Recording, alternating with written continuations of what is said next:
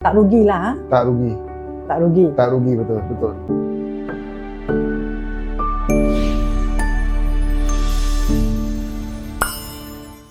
Okay, selamat pagi, selamat datang kepada our journey with all our patient. Hari ini kita ada Encik Kamarul, dia dah buat hair transplant sudah dekat 6 bulan.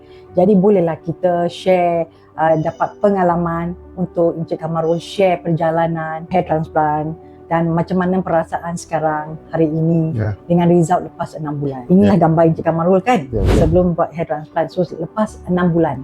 Macam mana perasaan Encik Kamarul? Berbezalah dengan sebelum ni. Keyakinan ada balik, rambut makin tebal sebelah, depan ada rambut. Rasa yakinlah kehidupan lebih better lah. Daripada pengalaman Encik Kamarul, apa nasihat yang Encik Kamarul boleh berikan kepada kawan-kawan yang lain yang mengalami masalah keguguran rambut? Apa pendapat?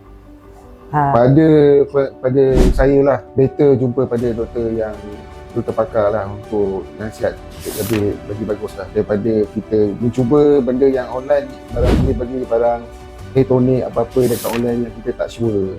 Jadi ini lebih better kita jumpa doktor lah. Ya. Untuk cek rambut. Adakah Encik rasa berpuas hati dengan cara doktor-doktor yang telah pun menjalankan prosedur tanam rambut? Sangat berpuas hati.